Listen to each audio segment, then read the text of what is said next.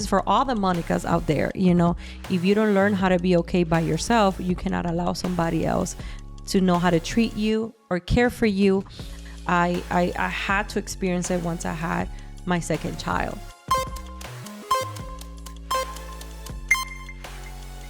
Welcome to I Got an Accent, So What? Season 3. We're in 2024. Super blessed to finally make it to 2024. And this is season 3. Welcome, producer. Thank you. Can you tell I'm a producer? I'm wearing all black. She's our producer, CEO, la mente maestra, the mastermind. And we have a new format. I hope you guys feel this. We're so comfortable. Right? Yes. Some AC right in front of your face. She gets nervous. I'm a producer. I'm supposed to be behind the cameras. She's behind the camera, but with the format, she's in front of you guys. And it's so amazing, all jokes aside, the amount of love, the amount of comments and stories and personal story that you guys have brought us into your life and include us into it. And today we have a format of this young girl. It's a letter that we receive, and I'm super grateful for it because she's asking us questions and she's going through a lovely story that I would love to share with you guys. Don't you guys want to hear that? Hear her story. It's super inspirational. An immigrant girl. And I'm going to read the letter in a second. But if you guys want to continue, write to us and share your questions, your advice, you're more than welcome. We love this format because I think that's what this I Got an Accent, So What for, is to inspire, to motivate, and to give advice for those that sometimes we don't know, we don't have it all figured out. Us either, right? But yeah.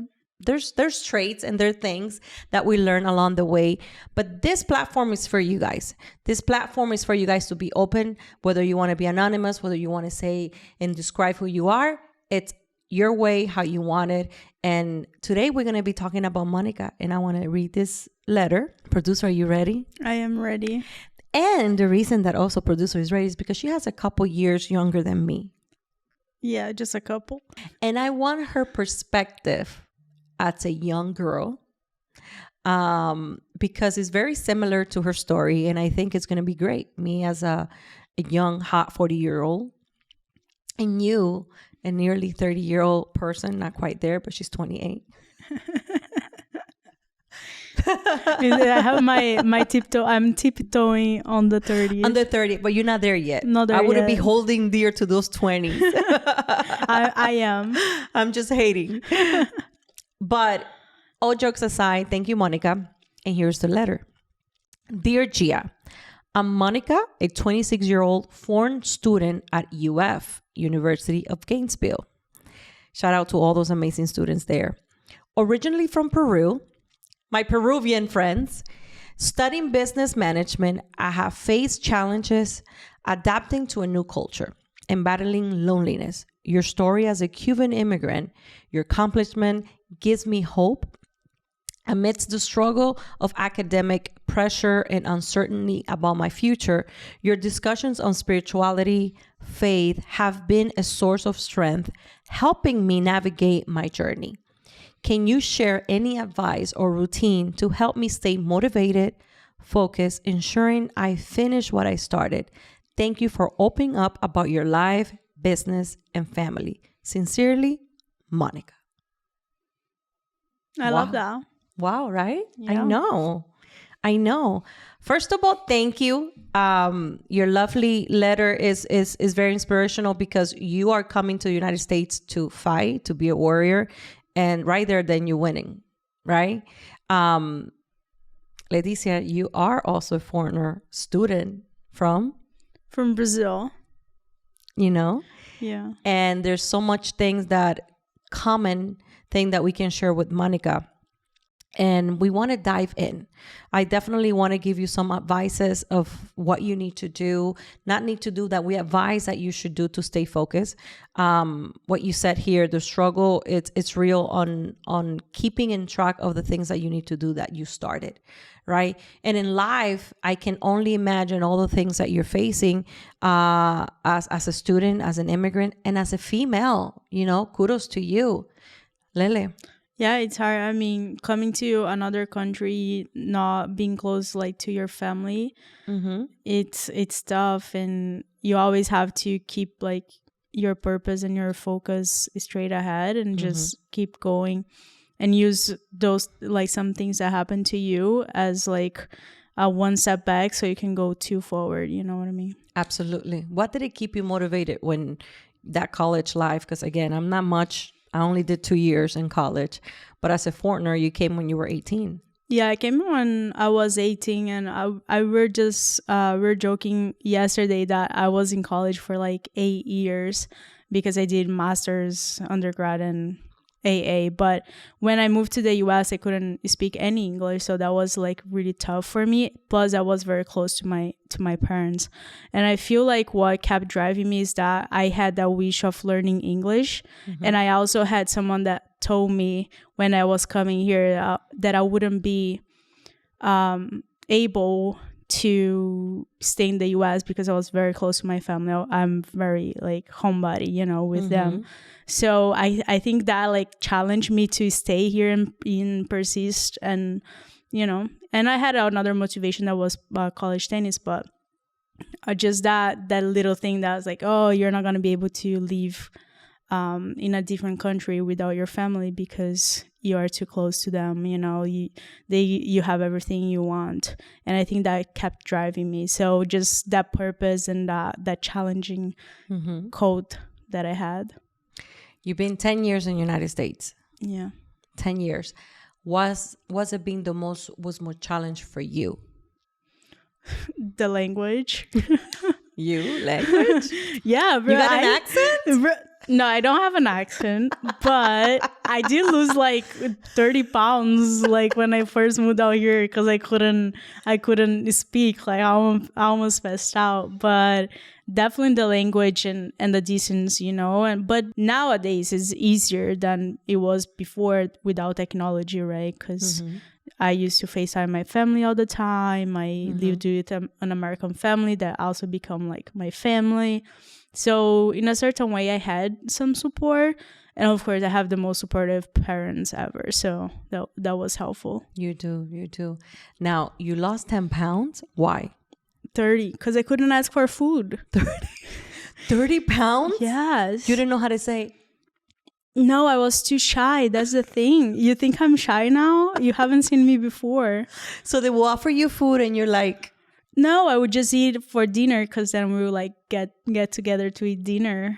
And then that's when I would eat. But that would be like the only time. Oh, and then like I could go to the supermarket, but also like I was pretty new. It was like in the desert, hot. I had to walk to the supermarket. I didn't have a car. So there were a lot of challenges. So you adapted yourself to, at least I'm getting one meal a day. If it get worse, then I have to start learning. Yes. And like I had like food that I could eat at the house, but I was too shy to go to the kitchen. So you were stuck in the room. And on top of that, studying. Yeah, I was studying. I was playing tennis. I was going hiking all the time. So yeah, but the purpose was always there though. The purpose of learning the language was always there. But when I moved out here, what helped and also not helped as much for me was that there were a lot of Brazilians in the same junior college. So I would spend pretty much like a week with them, like classes and sports and parties. And I think that kind of got my English stuck a little bit. Then I told myself, like, you know, you have to start just being with Americans or people that you need to speak English and putting yourself out there. Because I would tell my friends, like, oh, you go ask the professor, you go ask for this or that. And I wouldn't put myself in the situation to learn. So when I started putting myself in the situations that I need to speak up and I need to learn, even with my mistakes, like people were used to having foreigner students. So then I started putting myself in those situations and I started learning more English. But for me to, I mean, I'm still not fluent. I can talk. I got an accent, but it was a long journey, like English and just learning. The learning curve was pretty hard. You're alone by your parent, alone by yourself without your parents, and then you had to learn these friends are handicapping me rather than me growing. So you notice that, and that's a huge step for you as a student. You know, you were 18, for God's sake, you're still a child. You know, so young. Now, what it's easy for Monica is that she moved to Florida, which she talks here that is so versed on culture, right? So not only culture, languages, way of going. So I imagine that she's a sponge as acquiring all this information all around the world of all these people, how they eat, what they do. We joke all the time, by the way, because for the Brazilian culture, it's funny because if you like kind of burp, it's rude. So every time I go, I'm sorry. You know, so I imagine right there, then those are cultural, you know, belief in things that, what was the biggest shock for you? It was definitely like the burping part in the dinner table. And especially like, for Americans, they go, "Argh." I know. And for me, that was so weird. Like, I remember one time, of course, I'm not going to mention the person, but I remember one time we were eating dinner and this person goes, "Argh," and I'm like, oh my God. Say, excuse me. And and it was like, oh, pardon. I was like, you? But that's like culture shock, you know, like there's those things that you have to learn when you move to another country. Especially America, that is so wide versed. She says the trouble and academically pressure on the future. I can only imagine. Shout out to Peru, by the way. I know your culture very well. I'm married to an amazing Peruvian, and the Peruvian culture is very given. They're very family oriented. They're very selfless, and I can imagine how you might feel that you get in some situation because they're caterers, right? And a lot of people tend to take advantage of that, of those good soul or those foreigners that are just trying to show you that you're trying to fit into a culture, you're trying to fit into a group. But I'm sure there's moments in life that you're like, wait, somebody's taking advantage of me. Was that ever a struggle for you?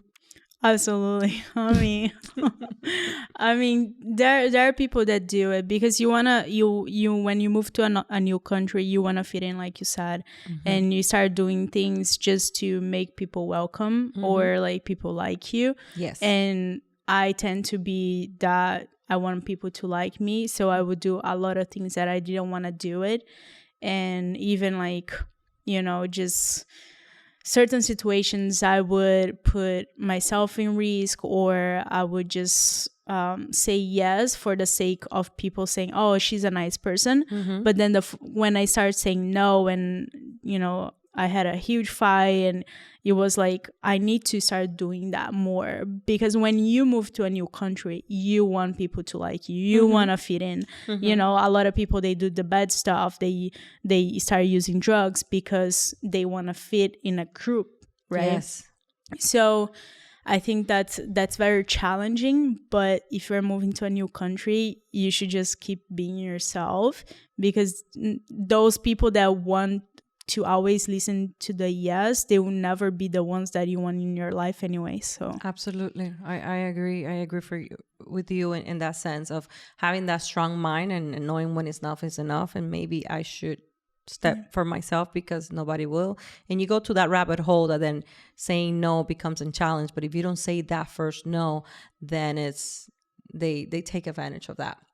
Another point that she brings out is the loneliness, right? And the reason that I think Leticia is great for this is because in my case as an immigrant, and I can share my story, you guys know that I came when I was 10 years old, but I came with my parents. And even though it was my immediate family, my dad, my mom, and my little brother, it was just us, right? However, as an immigrant and being that young, I depended on my parents, right? So I'm sure there were so many struggles that they were facing, whether it was financially, whether it was money. And yeah, I can see some here and there because we were living very humble. And there were sometimes my dad had 2 jobs, my mom going to school. But that lonely part, I didn't experience it because I was 10. Now, you come as 18, you have a different perspective as me, as an immigrant, and that you can relate with Monica on this, especially the loneliness. How do you face it? When do you realize? And because it can get dark to the point that it can get to a depression, and when you know it's enough is enough. Yeah. Loneliness definitely hits when you move to a country by yourself, mostly because, you know, I'm like I said, I'm very close to my parents, but just like Monica is facing, yeah, you can be in a depression state of mind. And I feel like a lot of the times that it was after my tennis college career that I started feeling more, because I used to have an identity of an athlete, Yeah. and I had the regimen of going to work out, going to the gym, going running, practicing, you know, always with the girls and having friends. So once I lost that was when it really like hit me a lot. I was back in Hawaii back then, and when I moved from tennis, and I used to go to hikes by myself, you know, just being nature. So in a certain point, it was good because I learned how to be okay with myself, just be on top of the mountains, you know, enjoying. So I learned to be okay with it. But the depression side really came when I moved to San Francisco to do my master's, and I just felt really, really lonely. That's when COVID hit, and that was like, oh man, now that's even what? worse. Yeah, that was even worse. So I was like, oh man, now what? So, you know, I got into, even though I have always been an athlete, but I got into the drinking part. You know, I shared with you one time, I think I was drinking like 3 bottles a week by myself. Wow. You know, for a girl that was like around 24, like you see, and I didn't notice that back then, you know, like I was doing my master's, I was completely fine, like going traveling by myself and just enjoying my own presence. And I think I learned how to deal with the loneliness, but I think that still gets me to this day, because I put my walls all the way up because I want to protect myself for everything, right? So I think that in one side, like the loneliness, that's what it's the good part is that you learn how to be by yourself, but the bad side is that you just are more of a secure person. Like you don't let a lot of people get back like close to you. It's a way of coping with it. And I do agree with you. You have to learn how to be okay with yourself, because first of all, you need to learn how to make yourself happy first. And this is for all the Monicas out there. You know, if you don't learn how to be okay by yourself, you cannot allow somebody else to know how to treat you or care for you. And it's something that I got married so young, I had to experience it once I had my second child. Because of that loneliness, that depression, you have to auto-analyze yourself what is going on. And for you to be that strong enough that you were noticing that you were coping it with it in a different way that could have gone very bad. With alcohol, for other people's can be drugs, it can be bad habits that just destroy us rather than lift us up. So thank you for opening up about that. I think is really vulnerable and really strong, because it is something that a lot of people don't talk about. And unless we bring awareness to it, there is an issue, you know? First of all, you have an identity. I'm an athlete. That finishes it, right? And like that, there's many people out there, an athlete and in other profession, whether you're a dancer, whether you're a model, you know, those are very limited careers that all those child and all those teenagers are prepped for that time that is so short. But after that, what happened? And society sometimes don't allow us or show us how to deal with that. And then we find ourselves in a big hole that we don't know how to get out. If we don't have a strong support system, or even we have a strong mind. And it's a powerful thing that a lot of people in America and around the world are struggling, you know? It's funny because I divided this this letter, Monica, in 3 sides. And we talked about the immigration side of it, and I brought my perspective as a child. Like I was talking to Leticia yesterday. I'm like, listen, your perspective as a student, 18 years old, is totally different than me as a child, because there's so many things protected that my parents protected me for not to see. However, there's many other immigrants that come that they have to deal with things as an adult. Languages, things that they have to do on their own. The other 2 parts that I want to talk about for Monica, because you talk about here, your discussion on spirituality and faith have been a source of strength in helping me navigate through my journey. And the spirituality side of me is the one that is the dearest more for me. And I definitely wanted to make this pause to talk about that. Not only to Monica, but all the Monica represented out there. And I know we can share too, because Leticia is a believer too, and faith is so strong for her. And the first advice, that I had, it's definitely the advice on how to be motivated in your purpose, right? And a lot of us says, yeah, motivation, but motivation is all good, but motivation, it's like a Coke that you leave open, right? That gas fades out and it just takes you up to a certain point, and our daily routines and our daily things, it worn out. And motivation is nice to get out of a bump or get out of a hole or everything, but there's more of that. And that's why I focus that into advise you on having a routine to motivate you in finding that purpose.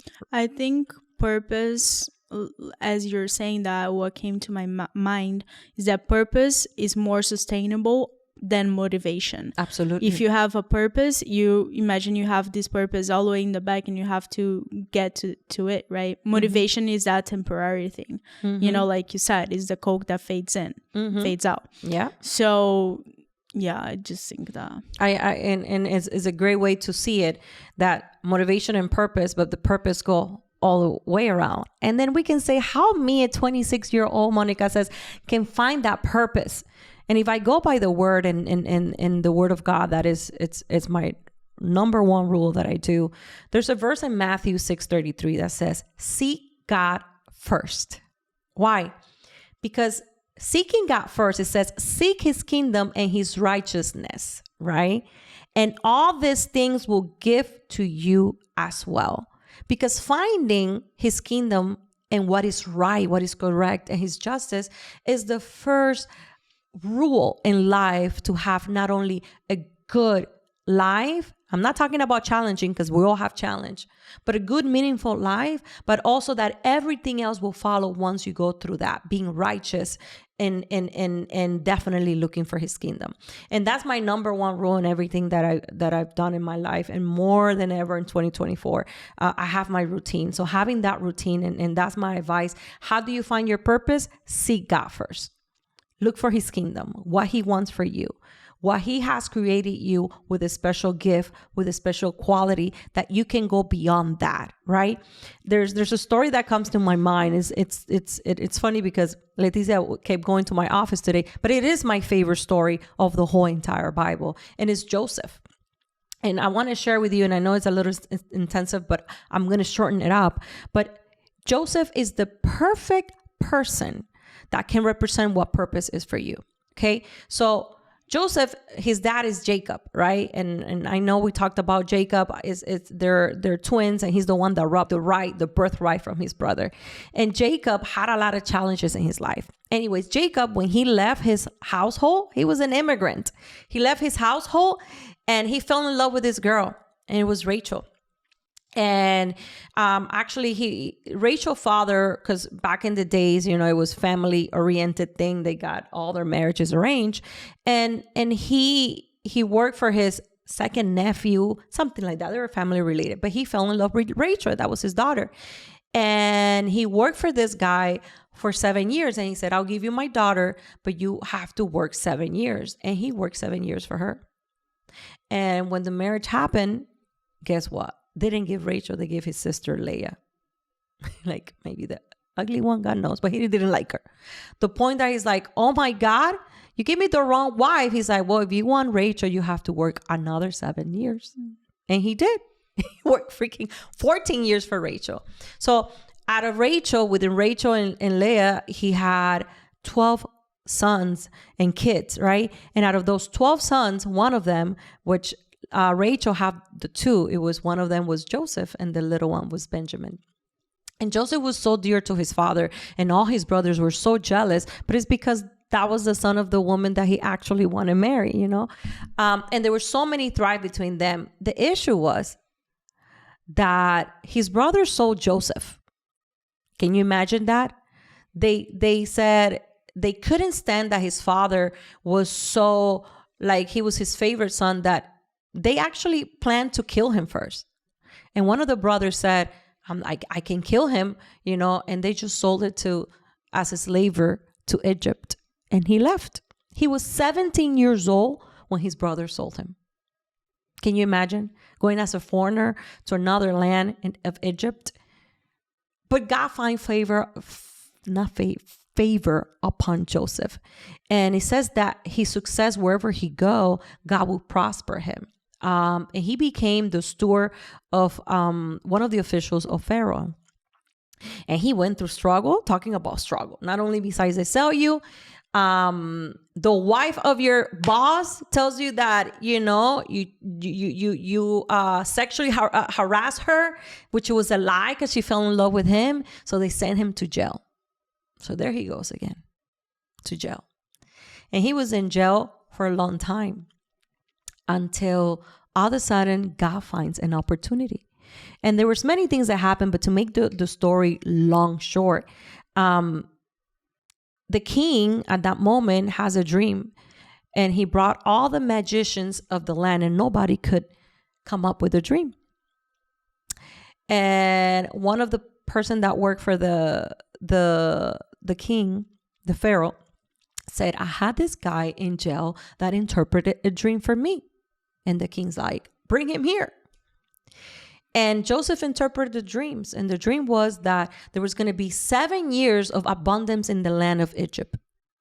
And that in those 7 years, it was going to be so abundant that right after that, there were going to be another 7 years of disaster.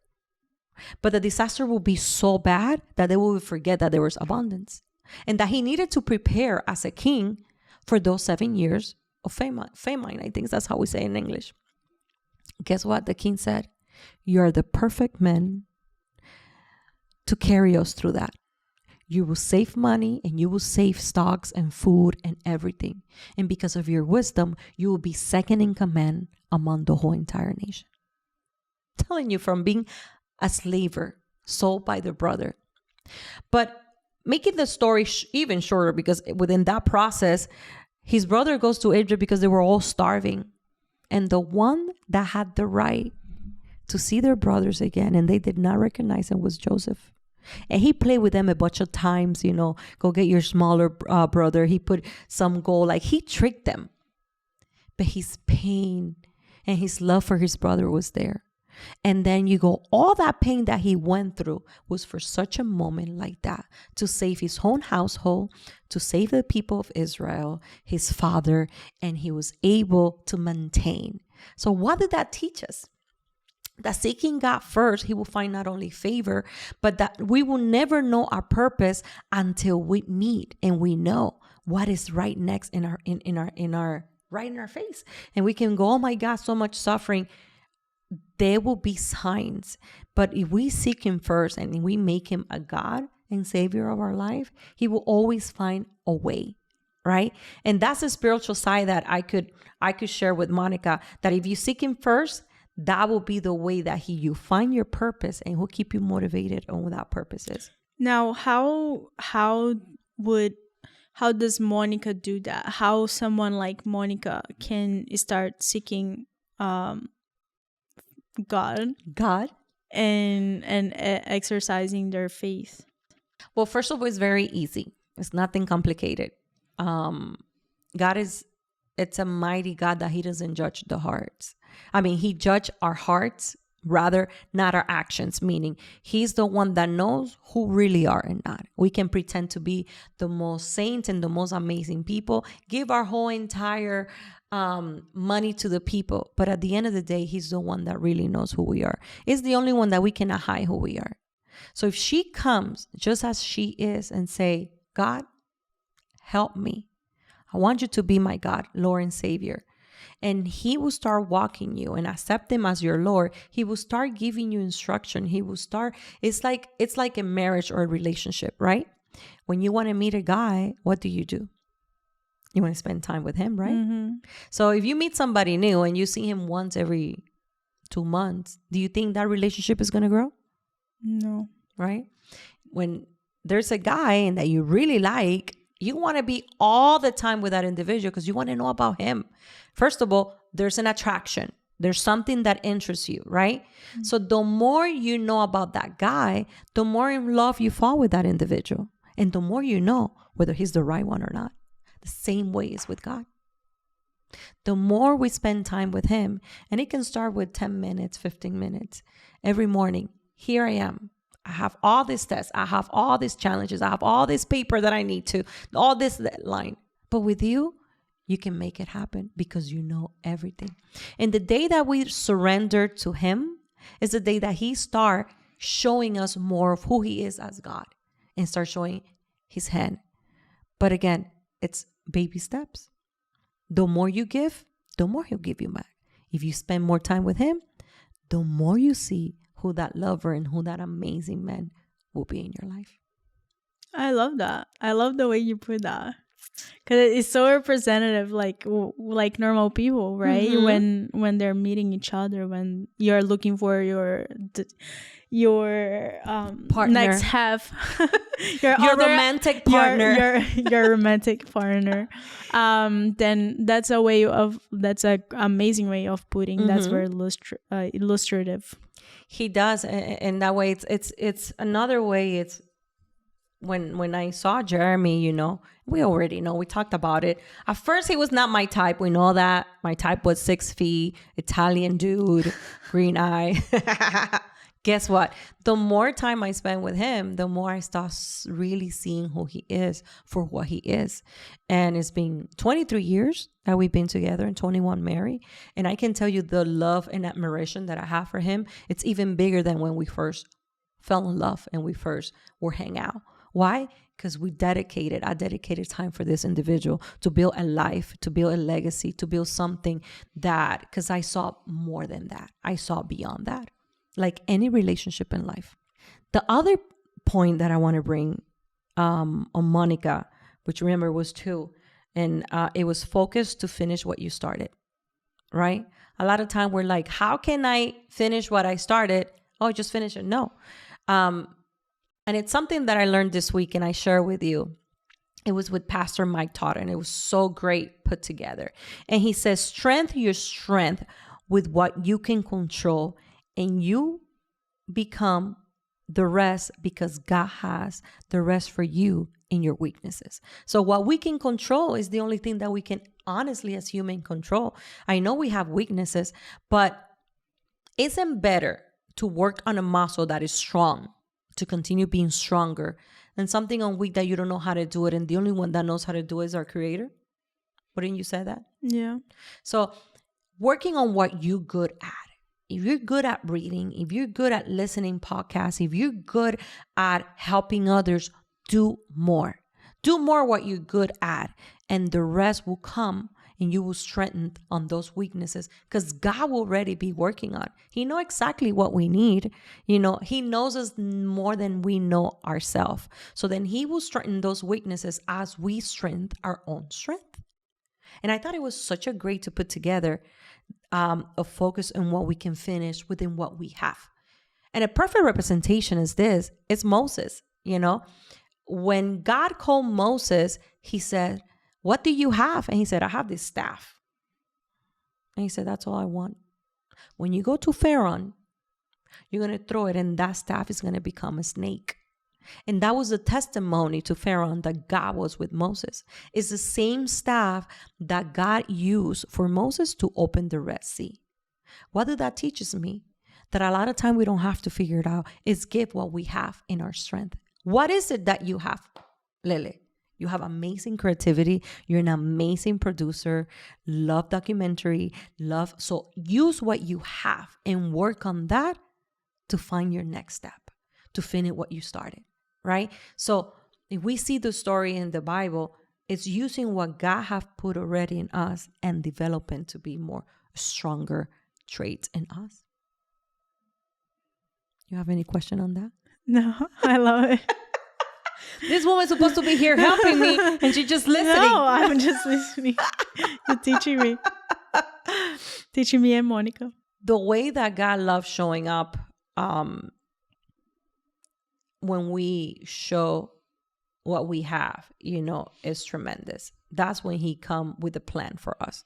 And that plan, it becomes our purpose, right? But starting and finishing what you started is very detrimental to any individual. Like what you started, finish it. Unless God close the door because you're just being stubborn and you want this to work where it doesn't go nowhere. It's time for you to stop and evaluate. Is this worth continue to fighting for? What is this bringing? What is this adding to my life? And at the end of the day, this bringing joy. So there's certain things in our life that is not meant to finish, but that's when seeking him and knowing that everything that we should start, it should be firstly because he allow us to start it. And I feel like since I don't think we have ever talked about it, but when I started working with you and just you teaching me more about God and faith, I mean, I come from a Catholic background, but never been going to church, I had faith, prayed, but it wasn't that relationship that I wanted to create. So when I moved out here and started working with you started teaching me all of this, right? And it has been, I have shared that with friends, but it has been the most like changing thing in my life because of that relationship and that trust that, if I have a question, I seek him first, it's like, should I keep going? Should I start this project? Should I do this or that? And as I developed my relationship with him, it has been just like a journey that is so joyful because I have been learning so much and just like all the things that, he shows me, I'm like, okay, let's do it. Okay, maybe not. And we have had that talk, but yeah. And it's been fruitful. There's a lot of things that you have seek him and you come, hey, Gea, I had this vision or I had this idea. And it's been the most fruitful projects that we've done. And that is a person really dedicating himself to his creator and say, hey, I don't know everything, but you're the one that created me. So I know you have a lot of tricks that I don't know. And that's being honest with your creator. And it's funny because on that you said, it comes within discipline and consistency. Discipline and consistency will give you your story. It will give you that story that at the end of the day become your testimony, like what you share right now. So you see the full circle? It's a full circle that flows and bring growth, and everything that is connected to you will grow and bless those around you. And you will be a blessing. Isn't that an amazing purpose for any individual? Yeah. That people will come to you just because, hey, you have something that I need, or I see the way you speak and it speaks that you have knowledge, Leticia, like you know about this and you know about that. And that is the biggest compliment that us human can feel as having a purpose in a life. That others come to you and you can be of a well-being to others. And that's the advice that I give Monica today, on that right path. Seek him, focus and finish what you started within your strength of your strength, and discipline and consistency will take you to tell your story. That when you finish that school, when you finish all the things that you have in your goals to set up, you say, wow, it was all worth it to find my purpose and my calling. Yeah, and as coming from a foreigner student, just what is that end goal, where you want to get, and work towards it. Like you said, be disciplined. Create that consistency of things that it will take you there. Avoid distractions, and of course seek him and find that purpose. And I think everything is going to be more than fine, because after 10 years I have seen just the way, one day I'm gonna share this, but just the way my life has change out of nowhere, like in literally a month. It's insane. So definitely that. I'm excited to hear that story. Maybe someone will ask me. It's so funny because that's the reason I also brought her here. Subliminally, she doesn't know that within Monica, she also has such a key point of that, a perspective that many can relate to. And your story is so powerful. And if you notice, I interviewed you without not even noticing, without feeling any type of way, right? Yes, I noticed that. I have trained you. You forget that I have trained you. Oh, the master find the student. The student find the master. I'm like, look at her interviewing me. I'm so happy for this 2024. I think just sharing all these stories like Monica, guys, DM us, send us private messages. We can share your story if you allow us, because there's so many people out there that trying to find, guidance, trying to find purpose. And if we can just bring any light to you, our life was worth living for. And just as a producer job. Yes. If you don't need to put your name, you can put anonymous. Absolutely. We will read it and we will discuss it within our stories and also, experiences, and just send us the message. The email, is the name of the podcast at gmail.com. We're going to put it in the link. We're going to ask our producer to do it, to get out of the chair and then do it when she does the editing. She will. Yeah, it's on Instagram. So you can send us the story. Awesome. So send us a message how she says it. It can be anonymous, and we will share it. We will share in this space, in this platform. Can't wait for what 2024 is bringing all of us. And if you guys love this format, send us messages, love, share it, download, rate, subscribe, follow, messages, comment, whatever you want. Thank you again for another season 3, episode 1 of I Got an Accent. So what?